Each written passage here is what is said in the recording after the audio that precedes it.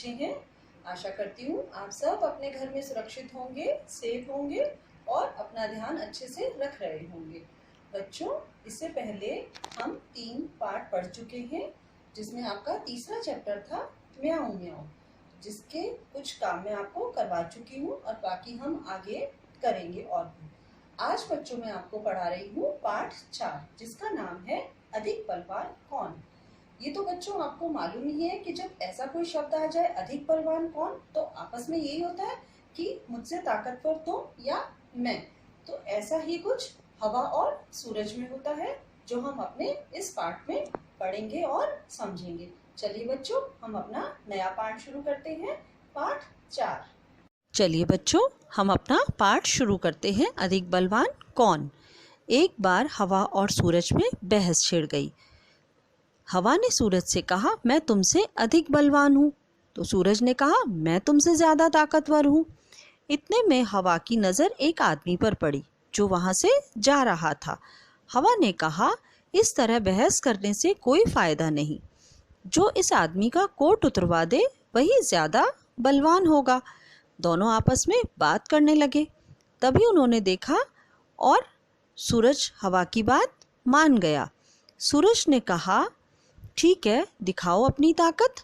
हवा तेज चलने लगी, क्योंकि हवा तो क्या है, जब तेज चलती है वो इसी तरह से और तेज चलने लगी।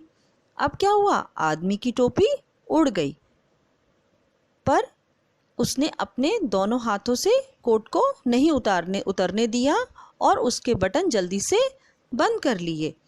हवा और तेज चलने लगी।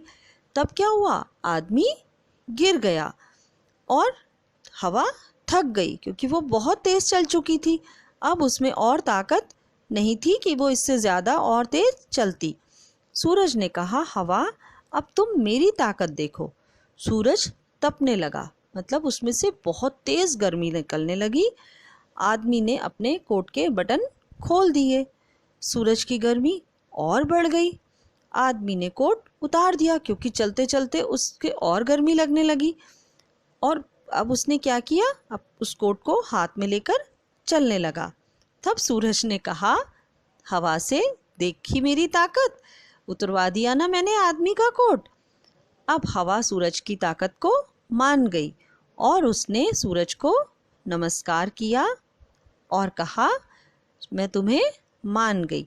तो बच्चों, ये था हमारा पाठ 4। अब आपको इसके शब्दार्थ करने हैं और इसके कठिन शब्द अच्छे से लिखने हैं। धन्यवाद। बच्चों, पाठ 4 पढ़ा और देखा भी कि कैसे सूरज और हवा में आपस में बहस हुई और कैसे वो आप जीत गए। अब हमने क्या करना है बच्चों, हमने करने हैं अब शब्दार्थ, जिसमें हमारा पहला शब्द है बहस, बातों की लड़ाई। बातों की लड़ाई किस किस के बीच में हुई, आपने अभी अपने पाठ में देखा, हवा और सूरज में छिड़ गई। इसका मतलब शुरू हो गई। किस किस के बीच में लड़ाई शुरू हुई, हवा और सूरज के बीच में। तीसरा शब्द है हमारा ज्यादा। ज्यादा का मतलब अधिक। अधिक बलवान कौन, जो हमारे पाठ का नाम था। अगला शब्द है हमारा ताकतवर। ताकतवर का मतलब बलशाली।